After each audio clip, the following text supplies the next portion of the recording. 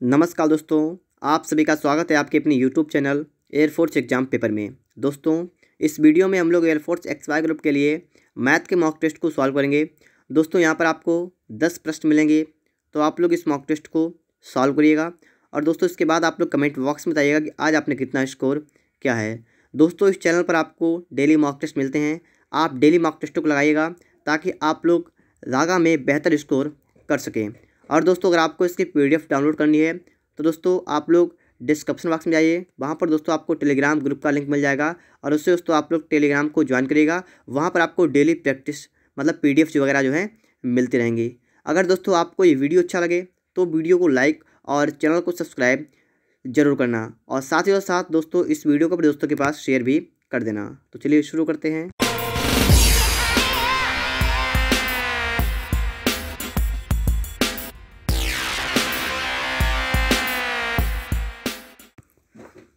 देखिए दोस्तों, प्रश्न नंबर 1।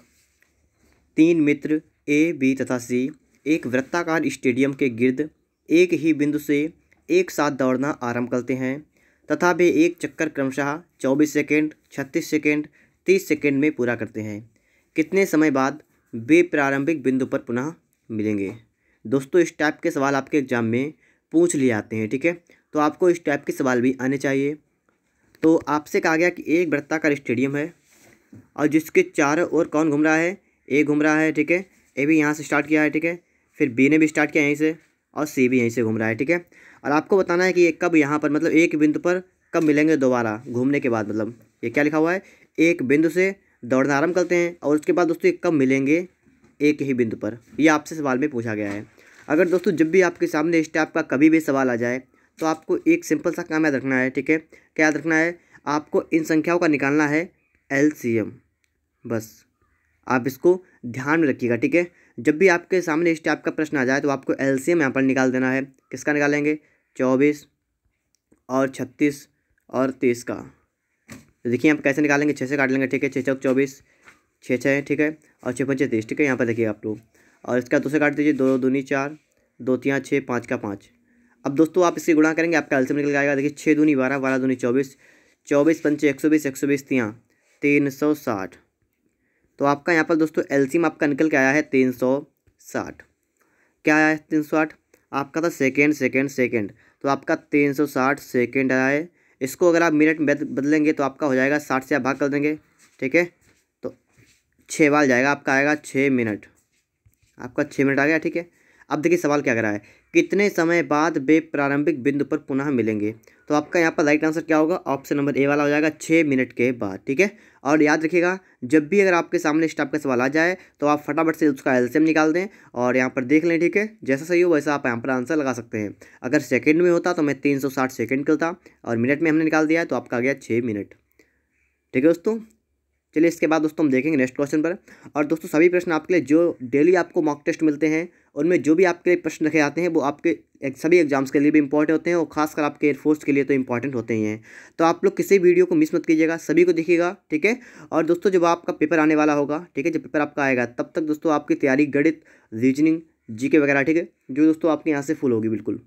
तो आप टेंशन बिल्कुल मत लीजिएगा और लगातार जैसे आपको वीडियो मिले आप लगातार वीडियो से प्रैक्टिस करिएगा अपनी, ठीक है।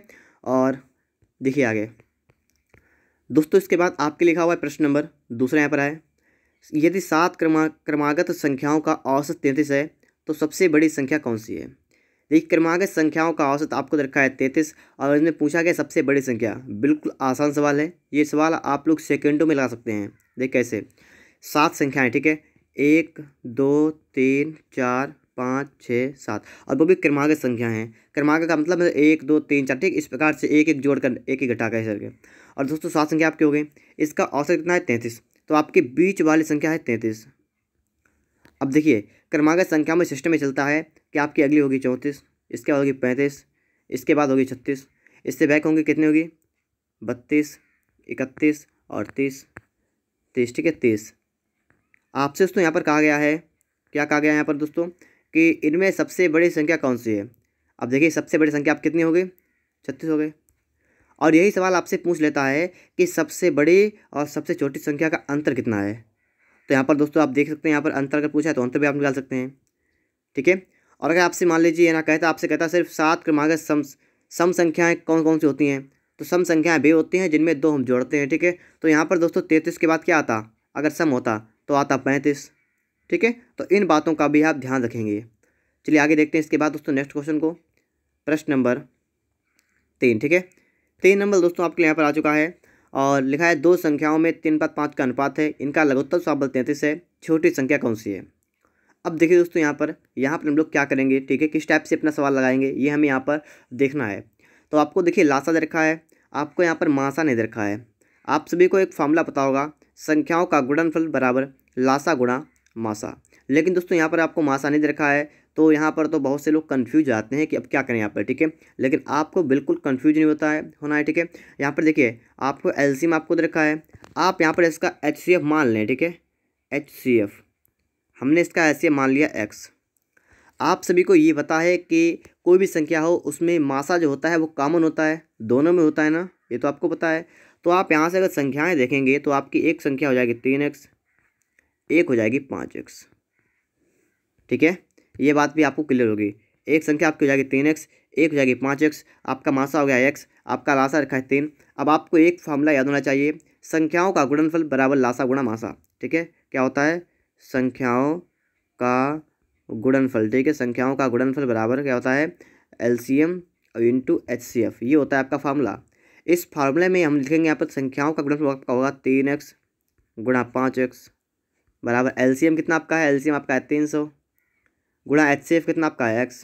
बस आप इसको सॉल्व कर दीजिए, आपका आंसर निकल के आएगा यहाँ से, x से आपका x खत्म हो जाएगा। ठीक है, और यहाँ पर आपका हुआ 5 या 15, 15x बराबर कितना हुआ दोस्तों आपका 300, 15 दूना 30, तो आपका x कितना यहाँ पर निकल गया 20। आपसे जो कुछ पूछा हो, आपसे पूछा इनमें सबसे छोटी संख्या कौन सी है, सबसे छोटी आप कौन सी 3x, तो आपको 3x की वैल्यू निकालनी है, तो 3 दूनी 6 मतलब 60 आएगी। अगर आपसे यहाँ पर कहता सबसे बड़ी, ठीक है, देखिए यहाँ पर आपका करेक्ट हो गया सी वाला। अब दोस्तों अगर मान लीजिए आपसे कहता कि बड़ी संख्या कौन सी है, तो आप यहाँ से निकाल सकते हो बड़ी संख्या कौन सी है, 5 दूना 10 मतलब 100 हो जाएगी। और अगर आपसे यहाँ पर कहता कि इन दोनों संख्याओं का अंतर ज्ञात कीजिए या इन दोनों संख्याओं के वर्गों का योग ज्ञात कीजिए, ठीक है, मतलब सवाल को ये घुमा देता है लास्ट में जाके, तो आपको वही लास्ट का पॉइंट आपको यहाँ पकड़ना है। ठीक है, तो दोस्तों उम्मीद करता हूँ दोस्तों आपने इस सवाल को भी अच्छी तरीके से यहाँ पर समझ लिया होगा। चलिए आगे देखते हैं इसके बाद। यहाँ पर दोस्तों आप देखिएगा, ठीक है, सवाल आपके लिए सभी इंपॉर्टेंट सवाल आपके लिए यहाँ पर लेकर आता हूँ मैं डेली, तो आप डेली वीडियो को मिस मत करिएगा। ठीक है, डेली वीडियो देखिएगा। यहाँ पर a अनुपात b अनुपात c बराबर 2 अनुपात 3 अनुपात 4 हो, तो a बटा b अनुपात b बटा c अनुपात c बटा a बराबर क्या होगा। ठीक है दोस्तों, देखिए आपके जो मैथ का आपका पोर्शन है, मतलब जो आपका भाग है जिसमें आपके जो चैप्टर रखे गए हैं, वो चैप्टर की संख्या लगभग 10-12 है। ठीक है, लेकिन दोस्तों यहाँ पर आपको सिर्फ 10 सवाल ही मिलते हैं यहाँ पर। ठीक है, तो कोई ऐसा चैप्टर जो ऐसा होता है जिसका सवाल आपको यहाँ पर नहीं मिलता है, तो आपको दूसरे मतलब नेक्स्ट मॉक टेस्ट में आपको वो सवाल एडजस्ट किया आता है। ठीक है, उस चैप्टर से, तो मतलब मिक्स करके सिस्टम चलता है यहाँ पर है। ऐसा नहीं है कि दोस्तों सिर्फ एक ही टाइप का हो। ठीक है, तो आपको हर टाइप के यहाँ पर सवाल आपको देखने को मिलते हैं मॉक टेस्टों में। तो दोस्तों आप लोग डेली मॉक टेस्ट लगाया करें। ठीक है, डेली अपनी प्रैक्टिस करें अच्छी तरीके से, तो आपके पास 2 महीने में हैं, और 2 महीने में दोस्तों आप लोग बहुत ही अच्छी तैयारी यहाँ पर कर सकते हैं। और यहाँ पर दोस्तों आप देखिएगा a अनुपात b अनुपात c आपको दे रखा है, आपको निकालना है a बटा b अनुपात b बटा c अनुपात c बटा है। देखिए a बटा b का मतलब दोस्तों यहाँ पर आपका हो जाएगा 2/3 अनुपात b बटा c मतलब कितना होगा, b बटा c मतलब 3/4 अनुपात c बटा है मतलब 4/2। मैंने क्या किया यहाँ पर, a की जगह दोस्तों मैंने 2 रखा है, b की जगह मैंने यहाँ पर 3 रखा है, और c की जगह क्या रखा है 4। ठीक है, तो इनकी जगह हमने इतना रख लिया है। अब दोस्तों यहाँ पर देखिए इसका अनुपात है, इस अनुपात को हमें सिंपल करना है।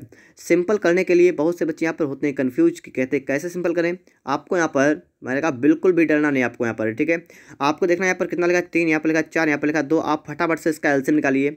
आप सभी लोग जानते हैं कि इसका एलसीएम कितना आएगा, इसका एलसीएम दोस्तों आपका आएगा 12। ठीक है, तो हम लोग क्या करेंगे, हम लोग इसमें 12 से गुणा कर देंगे। आप लोग इतना कर सकते हैं, और 12 से गुणा करने का मतलब ये होता है कि आपका ये 2/3 लिखा हुआ है, इसमें 12 से गुणा कर दिए अनुपात, जो आपका यहाँ पर 3/4 लिखा है, इसमें भी दोस्तों 12 से गुणा कर दिए। ठीक है, 12 से गुणा इसमें कर दिए, और जो आपका लिखा है 4/2 इसमें दोस्तों 12 से गुणा कर दिए।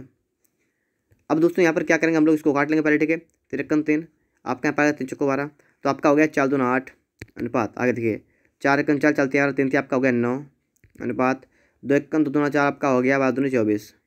तो आपका दोस्तों यहाँ पर निकल के आ चुका है 8/9/24। ऑप्शन आपका यहाँ पर बी वाला करेक्ट आंसर हो जाएगा। ठीक है दोस्तों, आप लोग इस सवाल को भी अच्छी तरीके से यहाँ पर समझ पा रहे होंगे। आपका करेक्ट क्या होगा, ऑप्शन नंबर बी वाला।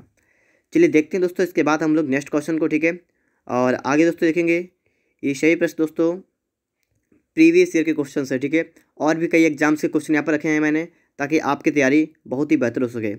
यहाँ पर दोस्तों सवाल कह रहा है कि अपनी सामान्य चाल की 3/4 चाल से चलने पर कोई व्यक्ति अपने कार्यालय सामान्य समय से तुलना में 20 मिनट देरी से पहुँचता है। उसके द्वारा अपने कार्यालय पहुँचने के लिए जाने वाला समय सामान्य समय कितना है। दोस्तों इस टाइप का सवाल मैं इससे पहले मॉक टेस्ट में रख चुका हूँ, तो आप लोग इस टाइप के सवाल को सबसे पहले इस वीडियो को पॉज करें और पहले अपने आप लगाने की कोशिश करें कि आपको सवाल ध्यान है। अगर ना ध्यान हो तो यहाँ पर फिर से सीखिएगा और दोबारा आप लोग इस सवाल को मत भूलिएगा। ठीक है, तो चलिए दोस्तों मैं आपको बता रहा हूँ। ठीक है, आपने लगा के देख लिया होगा। देखिए इसकी चाल को क्या किया मैंने, चाल जो है 3/4 चाल से चलने पर कोई व्यक्ति अपने सामान्य समय की तुलना 20 मिनट देरी से पहुँचता है। अगर उसकी चाल पहले देती है 4 तो अब कर ली उसने 3। ठीक है, यही बात यहाँ पर रखिए। ठीक है, तो स्पीड की बात यहाँ पर कर क्या हो गई, 4 से कितना हो गया, रेशियो इसका हो गया 4 से 3। कितना हो गया, 4 से 3। कहने का मतलब क्या है, अगर कोई व्यक्ति पहले 4 की चाल से चलता, 4 किलोमीटर प्रति घंटा की चाल से, अब उसने अपनी स्पीड 3 किलोमीटर प्रति घंटा की चाल कर दी है। ठीक है, यहाँ पर इसका मतलब यही हुआ। ठीक है, कि चाल जो है वो 3/4 चाल से चलने पर कोई व्यक्ति अपने कार्यालय सामान्य समय की तुलना में 20 मिनट देरी से पहुँचता है। अब देखिए मान लीजिए जब आप अपनी चाल को कम कर देंगे, आप चाल को कम करेंगे तो आप कम दूरी तय करेंगे, और आपको दूरी उतनी तय करनी है तो इसका मतलब आपको टाइम लगेगा ज़्यादा, और ज़्यादा टाइम लगेगा। तो दोस्तों यहाँ पर आपका टाइम का रेशियो जो होता है वो होता है इसके विपरीत, स्पीड के विपरीत टाइम का रेशियो। तो टाइम का रेशियो होगा 3:4। अब दोस्तों आपको यहाँ पर देखना है, यहाँ पर कह रहा है कि 20 मिनट देरी से पहुँचता है। उसका समय जो है कितना हो गया, समय हो गया 3 से 4, मतलब 1 यूनिट बढ़ गया है, और 1 यूनिट बढ़ने पर आपका टाइम बढ़ गया है 20 मिनट।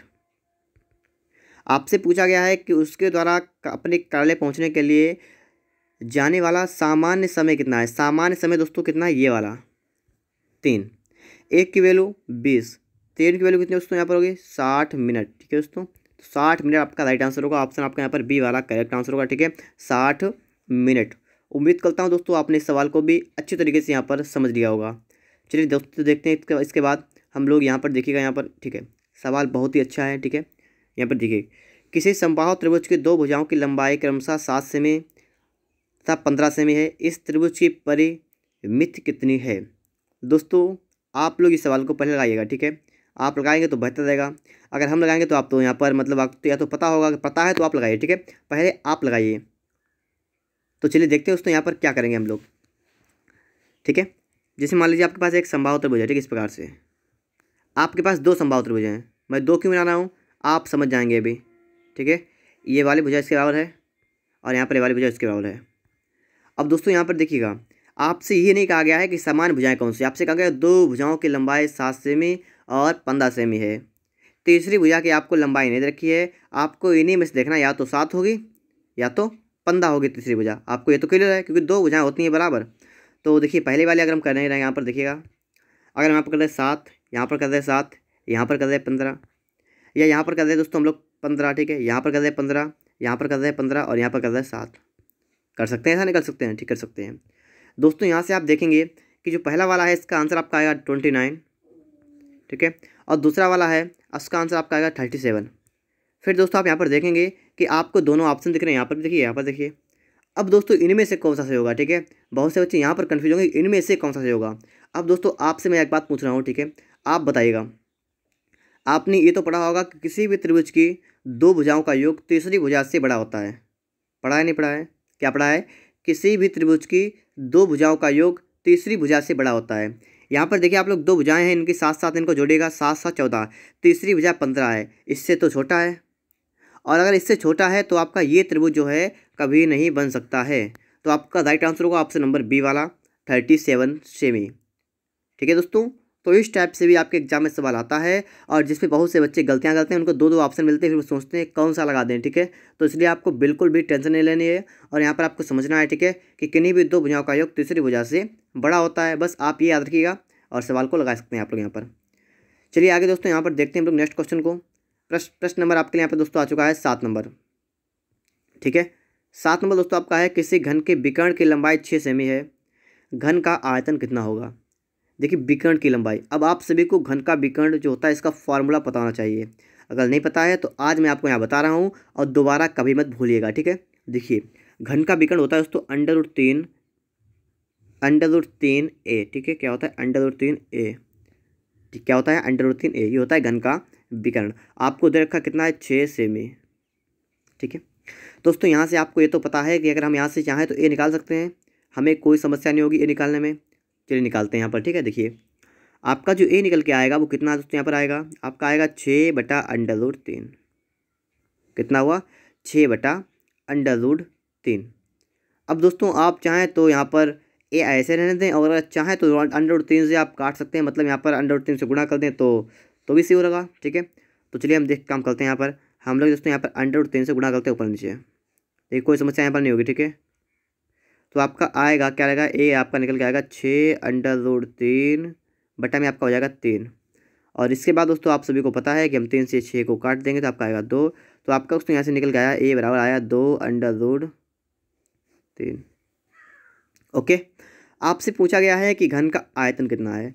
घन का आयतन का फॉर्मूला होता है भुजा क्यूब, मतलब ए क्यूब, मतलब यहाँ पर क्या होगा 2√3 का क्यूब। अब निकालिए, ठीक है।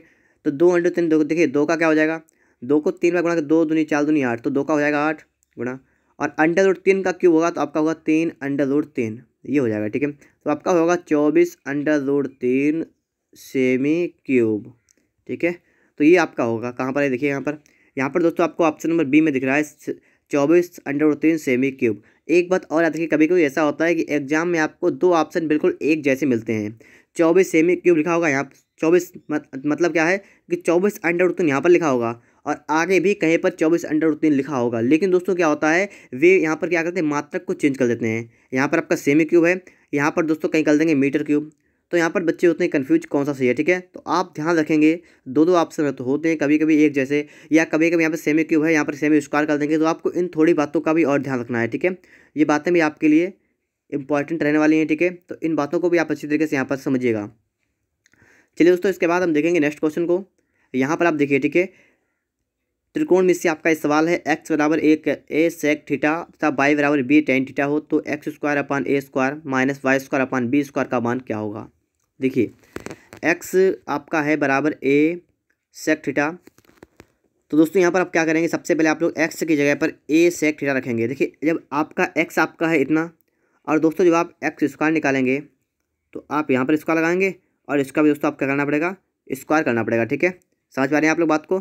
इसका भी आप क्या करना पड़ेगा दोस्तों, यहाँ पर इसका भी आपको करना पड़ेगा स्क्वायर, और इसके बाद दोस्तों यहाँ पर भी आपका स्क्वायर करेंगे, ठीक है।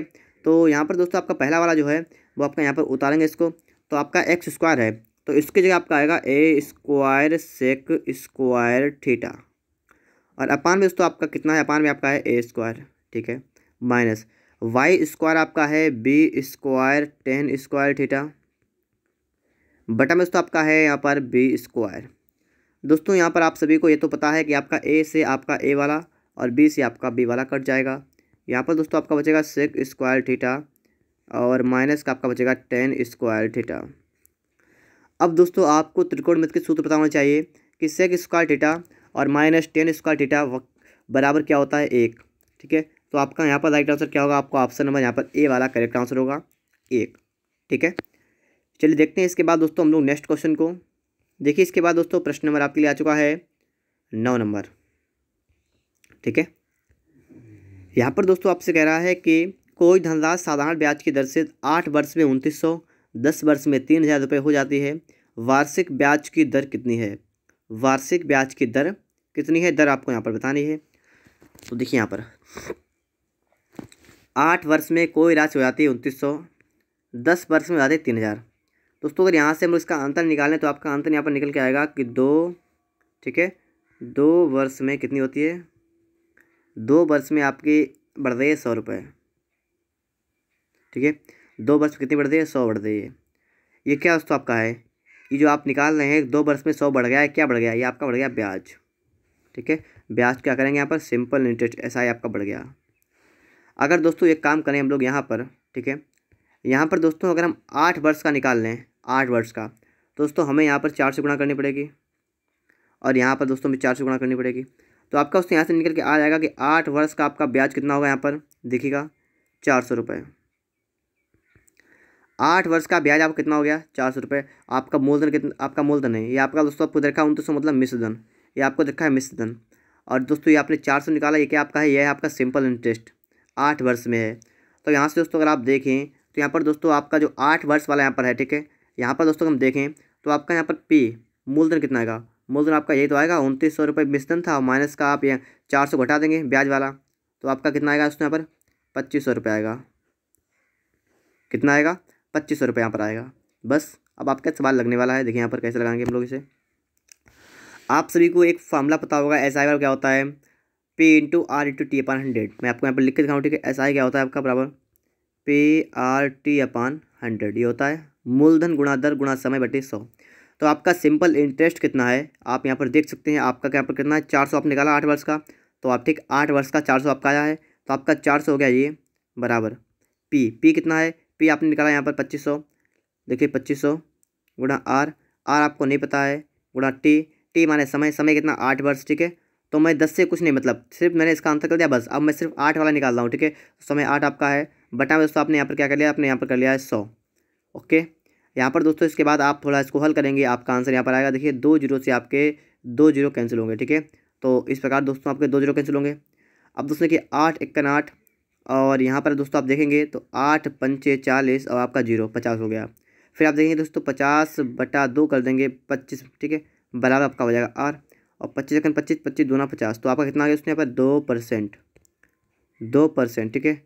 2% का दोस्तों मतलब ये हुआ आपका कि आपका करेक्ट होगा ऑप्शन नंबर डी वाला, ठीक है, 2%। ओके दोस्तों, आप लोग इस सवाल को भी यहाँ पर अच्छी तरीके से समझ गए होंगे। चलिए देखते हैं दोस्तों इसके बाद हम लोग नेक्स्ट क्वेश्चन को। और दोस्तों अगर आपको इसकी PDF डाउनलोड करनी है दोस्तों, इसका PDF का लिंक आपको टेलीग्राम ग्रुप पर मिलेगा, और दोस्तों टेलीग्राम का लिंक आपको डिस्क्रिप्शन बॉक्स में रखा है, ठीक है। तो टेलीग्राम को ज्वाइन करिएगा आप लोग फटाफट से। यहाँ पर देखिए दोस्तों एक कक्षा के 3 सेक्शन हैं, जिसमें क्रमशः 40, 50, 60 छात्र हैं। इनमें से क्रमशः 10%, 20%, 10% उत्तीर्ण हुए। पूरी कक्षा में कितने % विद्यार्थी उत्तीर्ण हुए आपको यहाँ पर ये बताना है। देखिए आपसे कर रखा है कि 3 सेक्शन हैं ABC, मतलब जो कुछ हो, ठीक है। पहले में 40, दूसरे में 50, तीसरे में 60 हैं।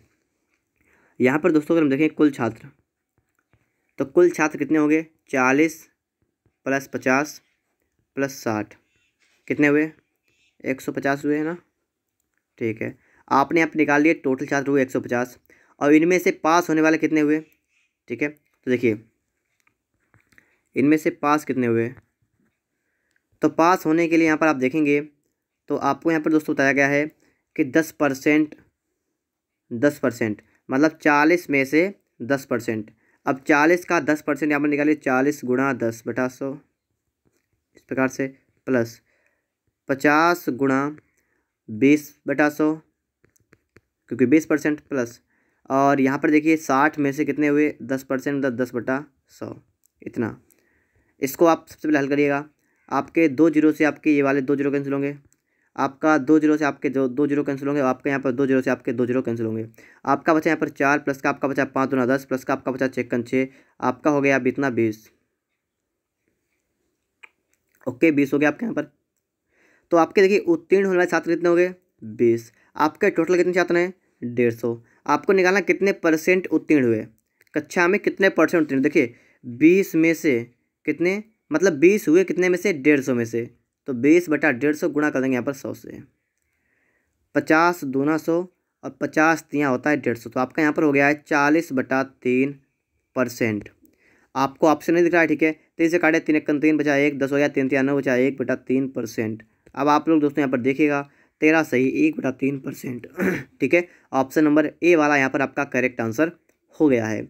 दोस्तों इस प्रकार से आपके यहाँ पर 10 सवाल यहाँ पर थे, ठीक है। मैंने आपको 10 प्रश्न यहाँ पर बता दिए हैं। अगर आपको वीडियो अच्छा लगा है, लाइक नहीं किया है, लाइक करिएगा। और दोस्तों अगर आप लोग अपनी तैयारी को बेहतर करना चाहते हैं तो इससे पहले दोस्तों मैं आपको ढेर सारे मॉक टेस्ट पढ़ा चुका हूँ, उनकी प्ले लिस्ट दे रखी है आपको है, तो उनकी प्ले लिस्ट निकालिएगा और डेली प्रैक्टिस करिएगा ताकि आपकी तैयारी बहुत ही अच्छी हो जाए।